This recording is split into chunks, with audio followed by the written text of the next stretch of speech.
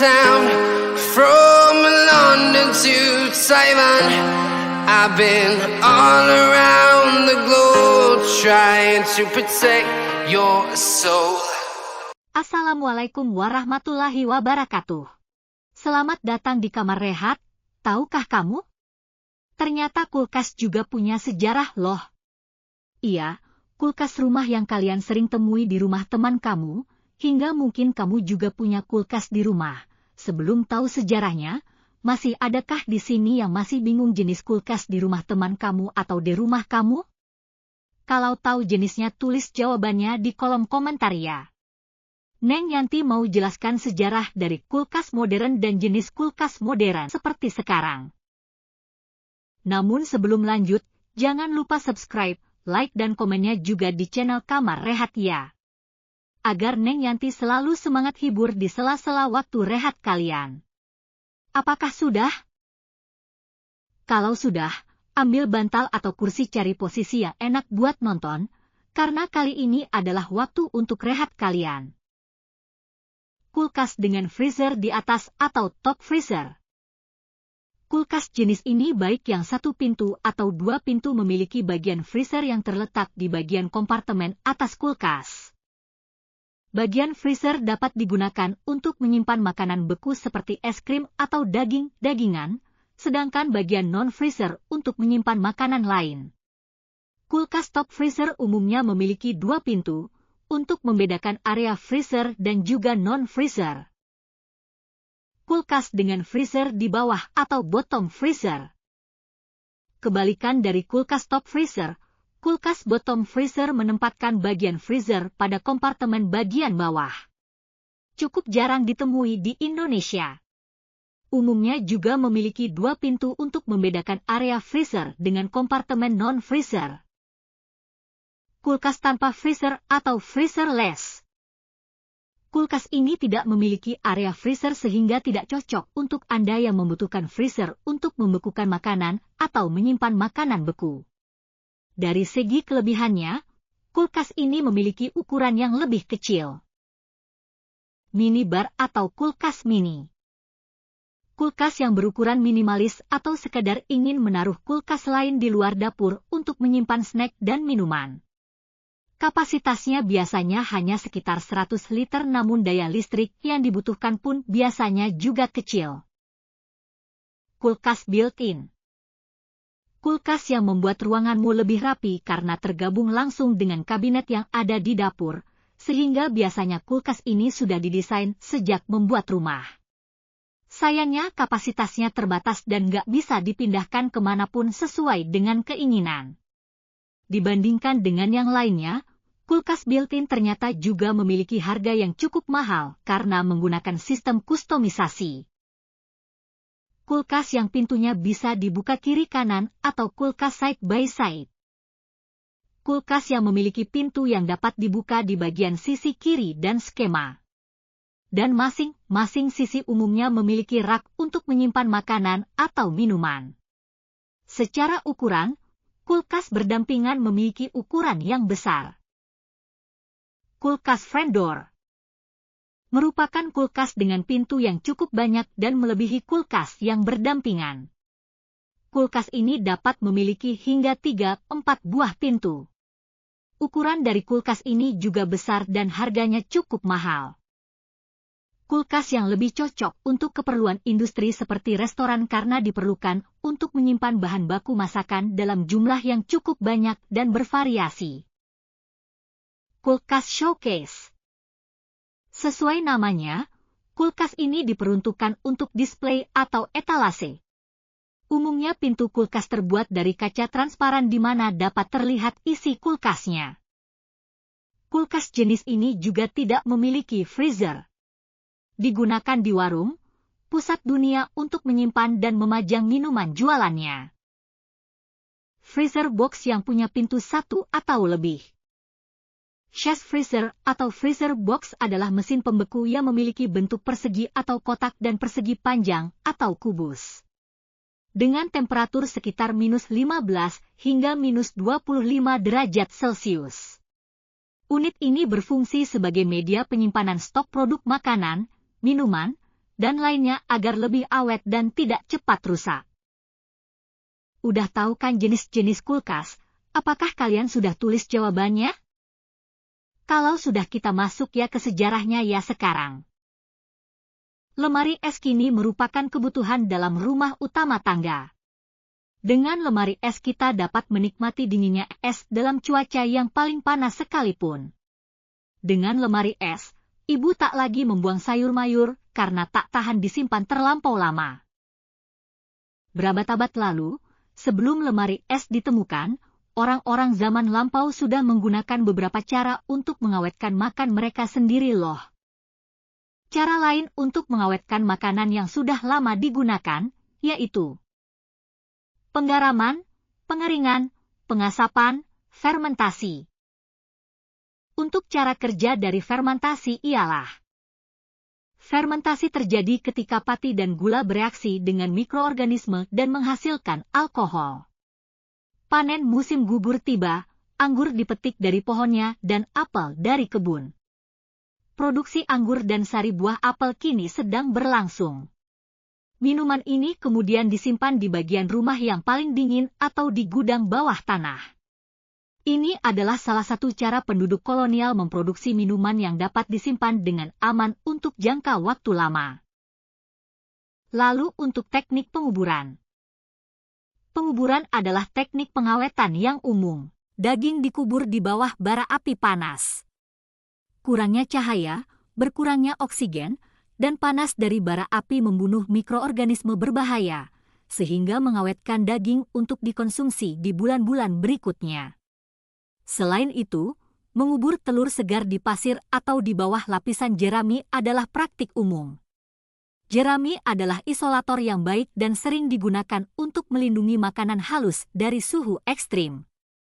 Mereka akan melapisi telur dengan garam kering dan lemak babi agar tidak membeku dan kemudian menutupinya dengan jerami, mengawetkannya hingga 1 tahun. Selain itu, di sepanjang wilayah pesisir mengubur tiram adalah hal yang umum. Sekali lagi, mereka menempatkan tiram dalam-dalam di pasir agar tetap segar dan dapat dimakan selama bulan-bulan musim dingin. Selama musim-musim sepi mereka akan menjaga tiram tetap dingin, ditempatkan di keranjang anyaman, diletakkan di sungai dekat kolam pasang surut dengan air asin masuk dan air tawar tersapu, sedangkan untuk pengeringan, memungkinkan untuk proses pengawetan karena air dalam makanan dapat menjadi tempat berkembang biaknya mikroorganisme. Saat mengeringkan rempah-rempah atau sayuran, kekurangan air menghentikan mikroorganisme merusak makanan. Selain itu, garam digunakan untuk mengawetkan makanan karena garam mengeluarkan air dalam makanan melalui osmosis yang bertindak sebagai pengawet pengeringan alami. Pada saat panen, banyak buah dan sayuran dikeringkan, tetapi satu sayuran yang paling umum adalah jagung. Jagung disimpan dalam wadah penyimpanan kering dan digunakan dalam makanan sepanjang bulan-bulan musim dingin, lalu proses pengasapan akan meninggalkan fenol, guaiacol, dan katekol pada makanan.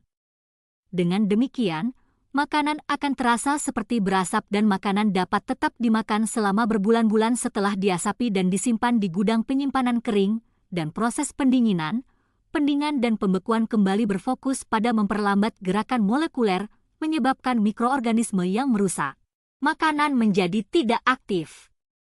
Seringkali, makanan disimpan di gua atau gudang bawah tanah yang suhunya tetap dingin bahkan di musim panas New England. Untuk membantu menjaga suhu tetap rendah, balok es dibungkus dengan jerami agar gudang bawah tanah tetap dingin. Teknik pendinginan awal. Terakhir, pengasinan. Diawali dengan menggunakan anggur atau bir karena kedua cairan tersebut memiliki kadar pH rendah dan berubah menjadi cuka. Alkohol dalam anggur atau bir dioksidasi oleh bakteri tertentu dan berubah menjadi asam asetat atau cuka. Jadi, setelah panen mentimun, paprika, buncis, kacang polong, dan wortel seringkali diasamkan. Apel, persik, dan pir adalah beberapa buah awal yang diawetkan melalui metode pengawetan juga. Pengalengan salah satu cara lainnya. Pengalengan dilakukan jika toples kaca tersedia. prosesnya saat itu sangat mirip dengan proses saat ini. Setelah panen, makanan dimasukkan ke dalam toples kaca. Toples ditutup dengan gabus dan lilin penyegal, lalu dimasukkan ke dalam air mendidih. Siklus pemanasan dan pendinginan menciptakan segel vakum yang mencegah mikroorganisme mengontaminasi makanan di dalam toples. Pengalengan merupakan metode pengawetan umum untuk buah dan sayuran. Menurut Life Science, sebelum ada teknologi kulkas, manusia kuno harus mencari cara bagaimana memperlambat pertumbuhan mikroorganisme yang bisa membusukkan makanan. Penemuan yang bisa menyingkap soal bagaimana manusia kuno mengawetkan makanan, salah satunya dimulai dari penemuan tulang panggul hewan mamut di Michigan tahun 2015 lalu. Diperkirakan, lebih dari 11.000 tahun yang lalu, kawanan mamut berkeliaran di Amerika Utara. Para pemburu mamut tentu saja tak akan bisa menghabiskan dalam satu kali makan hewan yang besarnya serupa gajah Afrika tersebut. Hingga akhirnya, para pemburu menaruh sisa mamut mereka ke dalam kolam untuk disimpan dan digunakan nanti.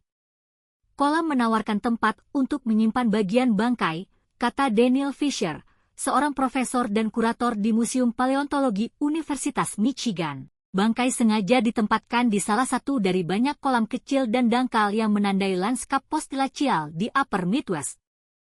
Pengawetan yang terjadi bukan karena dinginnya air, namun berkat kerja keras dari bakteri Lactobacilli yang hidup di air. Orang-orang Romawi kuno mengawetkan makanan menggunakan es yang mereka angkut dari puncak gunung. Sementara di Meksiko, suku Aztec mengawetkan makanan menggunakan salju. Caranya, mereka menggali lubang berukuran besar. Lalu, bagian dasar dan sekelilingnya mereka lapisi dengan bilahan kayu atau jerami. Setelah itu, mereka menempatkan es atau salju di dalamnya, kemudian menutupnya kembali dengan jerami. Barulah kemudian mereka meletakkan makanan dan menutupnya dengan rapat. Cara ini sangat mujarab untuk membuat bahan makanan jadi lebih awet di masa itu. Metode yang dijelaskan sebelumnya biasa dilakukan ketika musim dingin tiba. Karena di musim salju buah-buahan dan sayuran akan sangat sulit didapat, termasuk ikan segar. Apalagi kehidupan kala itu benar-benar bergantung pada alam. Berkat cara tradisional tersebut makanan jadi awet dan penduduk tidak kekurangan makanan. Karena menginginkan cara yang lebih praktis, di awal abad ke-18, orang-orang pintar di Inggris mulai memikirkan membuat lemari pendingin. Mereka merancang lemari es sedemikian rupa, dengan bentuk yang sama sekali tidak sedap dipandang. Ukurannya besar, bahkan mungkin lebih besar dari ukuran kulkas saat ini. Apakah sudah terbuat dari besi dan sejenisnya? Belum tentu. Karena ternyata sudah banyak model dan wujud yang dibuat sebelum kulkas benar-benar terlihat seperti yang ada di rumah Anda saat ini. Kemudian masuk pada penemuan kulkas modern. Barulah di abad ke-11, seorang ilmuwan fisikawan dari Persia melakukan serangkaian uji coba dan berhasil menemukan kumparan pendingin yang dimasukkan ke dalam sebuah tabung. Adapun kegunaan benda ini pada saat itu adalah sebagai tempat menyimpan benda-benda hasil percobaan dan air. Hingga kemudian, di tahun 1748, seorang ilmuwan Skotlandia bernama William Cullen dari Glasgow University. Cullen melakukan riset bahwa bakteri memiliki kelemahan terhadap suhu dingin. Melihat makanan yang didinginkan akan mengurangi pertumbuhan bakteri, dan mencoba untuk mengembangkan mesin pendingin sederhana. Dirinya memfungsikan pompa untuk membuat vakum parsial di atas sebuah wadah dietil eter, yang kemudian dipanaskan dan menyerap panas dari lingkungan sekitar. Tekanan uap dari proses tersebut kemudian berhasil menciptakan sejumlah es kecil. Namun, penemuan mesin pendingin oleh Cullen pada waktu itu belum digunakan secara praktis dan tidak dikomersialkan, melainkan hanya untuk kepentingan ilmiah. Kulkas yang kita kenal sekarang merupakan hasil pengembangan dan penyempurnaan oleh para penemu kulkas lainnya. Meskipun demikian, Cullen dikenal luas sebagai penemu kulkas pertama kali. Karena itu tidak heran bila banyak sekali para penemu kulkas modern saat ini, karena banyak penemuan yang belum bisa berhasil, berpeluang besar memberi paten penemuannya tersebut, Dan pada masa itu pun persaingan bisnis sangat terasa. Berikut beberapa penemuan yang dicoba kembangkan dari para ilmuwan antara lain. Oliver Evans. Pada tahun 1805 Oliver Evans berhasil merancang sebuah mesin pendingin yang menggunakan uap sebagai pengganti cairan pendingin. Michael Faraday. Pada tahun 1820 seorang Londoner mencairkan amonia untuk menyebabkan pendinginan. Jacob Perkins. Teknologi lemari es mengalami perkembangan lanjutan berkat Jacob Perkins pada tahun 1834, ilmuwan yang berasal dari Amerika Serikat. Kini dikenal sebagai penemu lemari es, Perkins awalnya bekerja sebagai pengrajin emas, kemudian mengumpulkan sejumlah penelitian mengenai lemari pendingin. Kulkas hasil pengembangan Perkins terinspirasi dari catatan William Cullen. Perkins menggunakan ether dan tekanan uap air dalam membekukan air. Hasil dari percobaannya adalah ia berhasil membekukan air tersebut. James Harrison. Pada tahun 1844 ilmuwan dari Australia menemukan mesin ether terkompresi. Edmond Charre. Pada tahun 1850 ilmuwan dari Prancis menemukan mesin proses penyerapan. John Gore. Pada tahun 1855 penemuan alat pendingin yang sudah ada, dan berhasil menciptakan mesin yang dapat membuat es. Perkembangan mesin pendingin semakin meluas hampir di seluruh negara.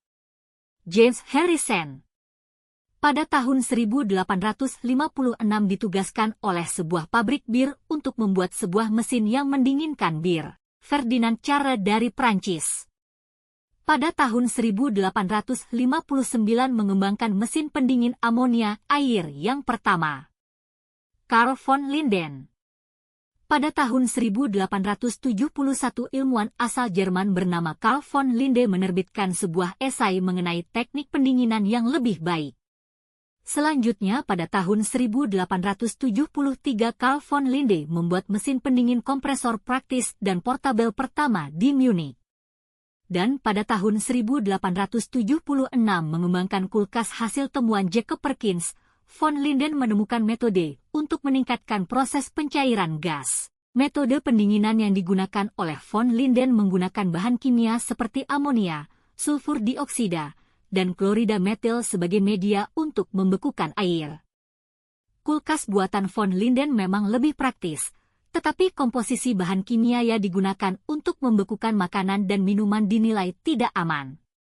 Oleh karena sering terjadi kecelakaan dalam eksperimen, namun, von Linden berhasil mematenkan kulkas buatannya. Itulah sebabnya ia juga disebut sebagai salah satu penemu kulkas.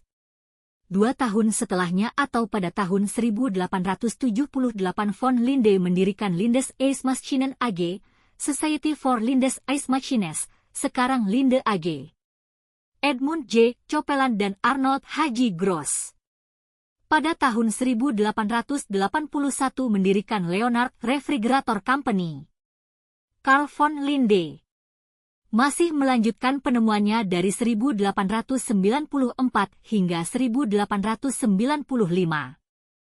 Pada tahun 1894 Carl von Linde mengembangkan sebuah metode baru atau disebut dengan teknik Linde untuk pencairan udara dalam jumlah besar. Masih di tahun 1894 Linde AG memasang lemari es di pabrik bir Guinness di Dublin, Irlandia. Setahun kemudian yaitu 1895 Carl von Linde memproduksi udara cair dalam jumlah besar menggunakan efek Thomson-Joule. Perusahaan General Electric meluncurkan lemari es pada tahun 1911 yang ditemukan oleh seorang biarawan Prancis, Abbe Audifren. Fred W. Wolf Jr. yang berasal dari perusahaan Domelre, Domestic Electric Refrigerator. Baru pada tahun 1913, kulkas listrik pertama untuk keperluan rumah tangga ditemukan oleh Frederick William Wolf dari Amerika. Sayangnya, modelnya gagal. Namun, satu fitur unit pendingin di kotak es diambil dan disertakan dalam model pesaing, Leonard Refrigerator Company. pada tahun 1914 berganti nama menjadi Electro-Automatic Refrigerating Company. Alfred Mellowes memulai Guardian Frigato pada tahun 1915 untuk membangun lemari es self-container pertama untuk penggunaan di rumah. Henry J. dari Packard Motor Carco masih di tahun 1916 membeli hak lemari es Fred W. Wolf. Guardian Frigato dibeli oleh General Motors pada tahun 1918 dan berganti nama menjadi Frigidaire. Electro-Automatic Refrigerating Company masih di tahun yang sama yaitu 1918 berganti nama menjadi Kelvinator. William C. Durant memperkenalkan kulkas rumah pertama dengan kompresor mandiri pada tahun 1918. Produksi massal kulkas rumah tangga secara resmi mulai berkembang pesat. Harga awal unit pendingin rumah tangga berkisar antara $500 hingga $1.000 atau sekitar $6.575 hingga $13.150 dalam mata uang modern. Jadi, pada tahun-tahun awal penggunaannya, lemari es rumah tangga dianggap sebagai barang mewah. Di tahun 1920 ada sekitar 200 model kulkas yang berbeda di pasaran. Balthazar von Platen dan Carl Munters, perkembangan kulkas pada 1920-an. Penemu Swedia Balthazar von Platen dan Carl Munters telah menemukan lemari es serapan. Setahun kemudian, peralatan ini mulai diproduksi secara massal oleh Up Arctic. Lemari es tersebut masih menggunakan sistem kompresi uap dan komponen yang bergerak. Beberapa di antaranya menyebabkan kecelakaan fatal saat gas beracun bocor keluar. Dalam upaya untuk membuktikan bahwa rancangan Munters dan von Platen berbahaya, Albert Einstein dan Leo Szilard yang juga sebagai murid dari Einstein menciptakan kulkas Einstein yang tidak memiliki komponen yang bergerak dan tekanan konstan hanya dengan menggunakan sumber panas. Balthazar von Platen dan Carl Munters berhasil menciptakan sistem pendingin yang bentuknya seperti kulkas yang kita kenal sekarang. Namun, alat yang mereka buat pada waktu itu belum terbuat dari besi, melainkan kotak kayu yang dilengkapi dengan kompresor. Fungsi pendinginnya pun tidak bisa bertahan lama. Kelvinator pada tahun 1923 menguasai 80% pangsa pasar kulkas listrik. Frigidaire pada tahun 1923 memperkenalkan kulkas yang bentuknya lebih kokoh, yaitu berbentuk lemari dan terbuat dari besi berlapis porselen. Lemari es ini dapat menghasilkan dan menyimpan es. Up Arctic masih di tahun 1923 memulai produksi kulkas berdasarkan penemuan Platen Munter. Electrolux pada tahun 1925 membeli Up Arctic dan meluncurkan Defrigid ke pasar dunia. Pada tahun 1927 muncul General Electric, monitor top, dan menjadi lemari es pertama yang sangat populer. Namun, kulkas pada masa itu masih menggunakan belerang atau sulfur dioksida, atau metil format yang sangat beracun dan juga dapat mengganggu kesehatan mata sehingga cairan pendingin lain diperlukan. Pada perkembangan selanjutnya, zat tersebut diganti dengan freon yang lebih aman bagi manusia.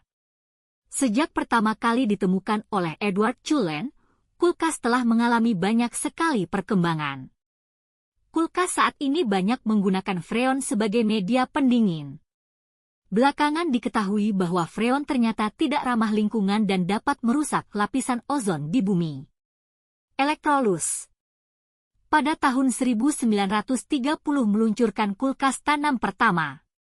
DuPont pada tahun 1931 memproduksi R12 dalam jumlah komersial dengan merek dagang freon. Gibson pada tahun 1932 yang saat itu dimiliki oleh Frank Gibson memproduksi sendiri lini kulkasnya.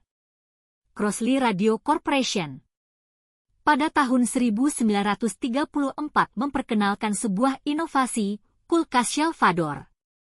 Albert Henne pada tahun 1936 mensintesis refrigeran R134A. pada tahun 1939 memperkenalkan kulkas dengan satu bagian untuk makanan beku dan bagian kedua untuk makanan dingin. Pada tahun 1987, Protokol Montreal dirancang dengan tujuan untuk mengatur dan menghentikan produksi global zat perusak ozon seperti klorofluorokarbon, CFC, yang digunakan dalam pendingin udara, insulasi, pendinginan, dan aplikasi lainnya. Penghapusan CFC yang sebagian besar berhasil dalam beberapa tahun terakhir telah dicapai melalui penggantian CFC dengan hidrofluorokarbon, HFC, dan telah menyebabkan pemulihan lapisan ozon secara perlahan. Meskipun HFC tidak berkontribusi terhadap penipisan ozon, HFC memiliki potensi pemanasan global, GWP, yang besarnya ratusan hingga ribuan kali lebih tinggi daripada karbon dioksida. Potensi pemanasan global HFC 134A yang umum digunakan dalam pendingin dan propelan aerosol adalah 1430, yang berarti potensinya untuk memerangkap panas di atmosfer adalah 1430 kali lebih besar daripada karbon dioksida selama periode 100 tahun. Di tahun 2005, kulkas rumah tangga terdapat di 99,5% rumah di Amerika. Bahan peniup HFC akan digantikan oleh hidrofluorolefin, HFO, yang memiliki potensi penipisan ozon 0, namun memiliki potensi pemanasan global yang sangat rendah sebesar 6%. Semakin berkembangnya kulkas, membuatnya mulai berubah menjadi alat untuk kebutuhan pokok manusia, dan hingga saat ini manusia masih bergantung pada alat satu ini untuk mempermudah segala kegiatannya. Bahkan di zaman modern seperti saat ini, kulkas sudah banyak berkembang pesat. Kulkas sekarang tak lagi hanya sebagai pendingin, namun juga sudah menjadi satu faktor pembukti keuangan pemilik. Semakin besar kulkas, semakin canggih dan semakin mahal, maka semakin berada di tingkatan berkecukupan bagi orang yang memilikinya. Teknologi kulkas yang ada saat ini sudah seperti lampu ajaib, meskipun tidak mengabulkan berbagai keinginan. Keajaiban yang dimaksud adalah teknologinya yang sudah berkembang pesat hingga menjadikannya satu alat yang masuk di jajaran smart home. Di antara teknologi kulkas yang ada sekarang, yang menarik adalah teknologi inverter yang katanya lebih mengagumkan tentang kehematan, terutama untuk urusan penggunaan daya listrik. Apakah kulkas di rumah kalian sudah tepat yang kalian pilih? Atau kalian ingin ganti kulkas yang baru? Untuk umur kulkas umum diganti sekitar Oktober 18 namun pemakaian, tapi jangan terlalu patokan dari umur ya. Sekian pembahasan kali ini. Terima kasih telah menonton, jangan lupa subscribe, like, dan komennya ya. Bila video ini bermanfaat, share videonya ke keluarga dan teman kalian ya. Akhir kata. Assalamualaikum warahmatullahi wabarakatuh. Sahabat